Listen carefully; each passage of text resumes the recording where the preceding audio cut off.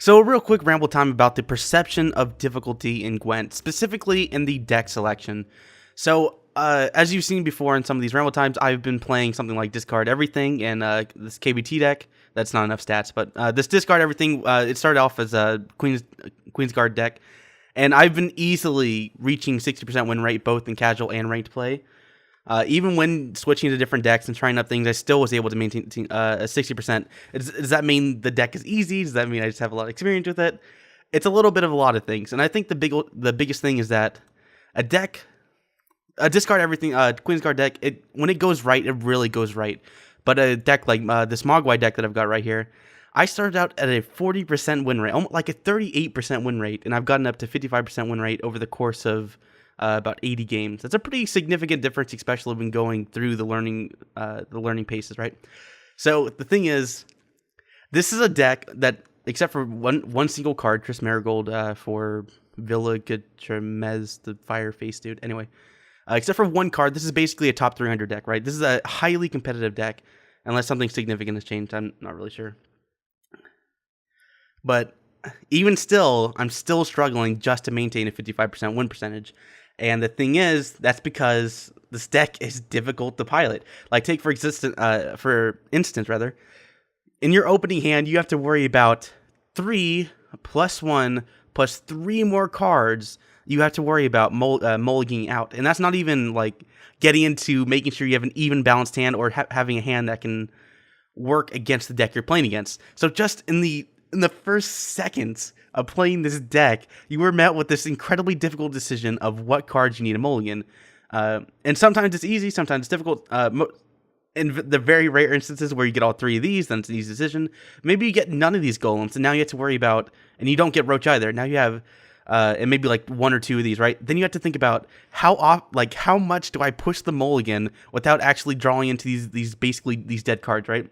Another thing, like being able to effectively deal with using your emissaries into novices and then into another card, and knowing how far you need to push and how far you need to, or how much you need to rein it in, and then going even further using like decoys and shackles and the Peter Sar, and then this card, as all these names are really weird, sorry. Anahid, right? So Anahid is so much more complicated than I thought originally. So in a deck like Reaver Hunter or Northern Realms, they have, I believe her name is Nenike. Nenike will bring back 3 cards back into your deck, right? Obviously, you're going to pick your Reaver Hunters that you used earlier in the game, bring it back, and then put them all back on the board. It's pretty much the same every time. But Anahid is so much more difficult. Which cards, let's say you're on the end of round 2 or the beginning of round 3, and, excluding the exemption of playing this in round 1, where it's just a 10 strength card. But anyway, so you go into these later rounds, and you're thinking, man, what am I going to put back in my deck? Is it going to be Roach? Is Roach even in there? Is it going to be a emissary? Is it going to be a novice? Is it going to be a rod tosser? What is going back into the deck? Or maybe you try to go for a silver card and hope to get lucky on a draw. There's so many different things you have to think about, and that's not even getting into, like, when do I play Kahir? When do I play my leader? When do I play this? Do I even need 2 of these weather cards? Actually, that's another thing. The top ranked deck in its original state had 2 of these medics and only 1 of these, but I think that's when Queen's Guard was bigger. And either way, weather is pretty popular in my ELA right now, so I bring 2 of these, which is working just fine for me. And then you have to deal with, like, having to make sure you're not playing to a Scorch or an Igni, which I've actually had happen to me a lot. I lost 30 points in my last match because of this.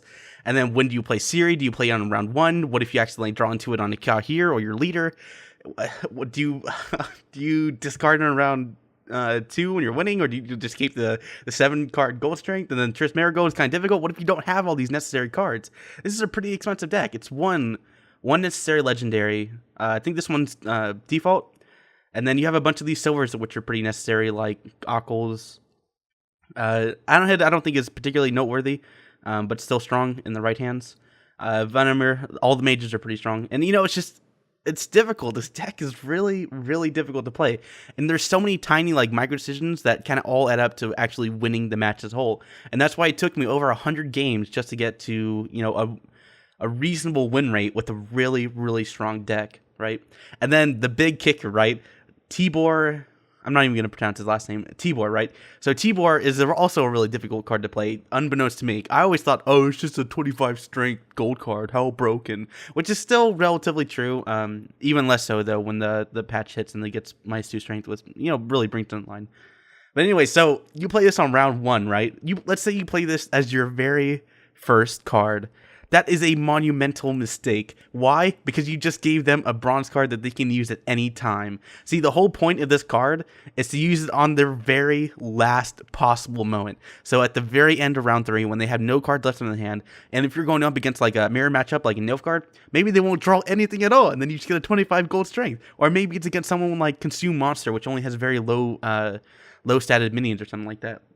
Sure, it can go wrong with something like scoi'tael, and they draw into their 20 strength elf thing, but most of the time, if you play this card right, then it really is like a 20 strength gold card, and it's incredible. And what's especially great about this is that once you get to once you thin your deck by the end of the game, you're almost guaranteed to draw it. I think on average I have 4 cards left in the bottom of my deck, and that's keeping in mind this is a 29 card deck with a couple of spells in it.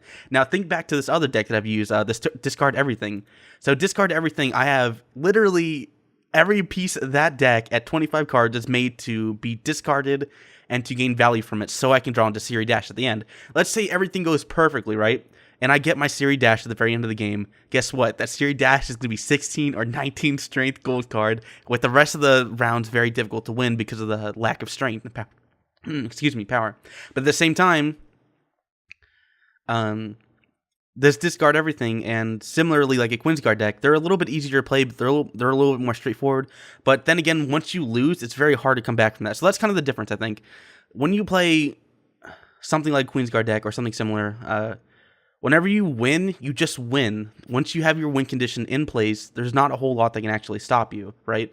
So, I think Reaver Hunter is also a very big one of this. Once they get the Reaver Hunters going, and you don't have a counter for it, they just win. You can't do anything about it. Their strength just completely obliterates you. But with this Nilfgaard deck, there's so much more flexibility. Like, I don't feel like I'm ever in a scenario where I can outright not win, except very rare cases against like Reaver Hunter, where they just play expertly and I get kind of messed up in the draw. But otherwise, this deck is so flexible. There's such a high skill like zone, like skill floor and ceiling. Like there's just so much to it, and I think that's a very interesting fact about, again, the difficulty of perception. When I first thought of Nilfgaard, when I first was going up against it with my KingsDecree deck, or when I heard about it on the subreddit, I would think, oh man, there's this broken deck. I don't want to go up against this. This is so lame. They just get all this power. Not realizing that, oh wait, it's actually really, really difficult to play. And if you want to actually climb with it, you're going to have to play dozens to 100 games just to get, a 50% win rate that you could get easily, or relatively easily, on just another deck. But at the same time, there's so much potential. You could get up to a 60, maybe even 65, 70% win rate. I'm sure some of the better players have that on this deck. Potentially. Maybe not at the very highest levels where, even the players you're going against are experts in whatever the deck they're using to maybe counter yours or play against yours, whatever. But anyway, so that's the thing. This is a very ramble time. I thought it was really interesting playing over the past 2 days on this deck. 57-47. And also I raised in rank quite a lot. I went from 20 position like 22,000 at like what 1200 elo. And I probably can't even see it here, but whatever. Maybe right here. Something like that. Anyway, I was at like 1800. Felt really... Actually, I was at 1900. And I was just about there, and then lost a couple of games, and I fell. But anyway, so that's it. Perception of difficulty. Do you take the easy deck and climb to a pretty high rate? Or quote-unquote easy. I'm not saying these other decks are easy. But more straightforward deck, or do you pick the more flexible deck that will be difficult to learn but pay off in the end? So it's kind of like it actually equates really well to League of Legends. Like Yasuo is a Yasuo or Riven, Tryndamere, these kind of, or not Tryndamere, Yasuo and Riven, LeBlanc, Zed. These flashy champions that have very high skill ceilings. Yeah, very high skill floors and ceilings. And, someone who just picks them up is not going to do very well. Someone who's an expert at it will be able to beat literally anyone in the game. I remember reading a thread the other day about a Zed player who would take on a Diamond Zed player in Korea who could beat some of the top players in the world on his one-trick pony Zed, right? Otherwise, you can pick I don't know, or Oriana. She doesn't have as high as the skill ceiling, but still, very strong. That's a weird comparison to make Gwent to League of Legends. But anyway, that's just kind of my experience. But anyway, thanks for watching.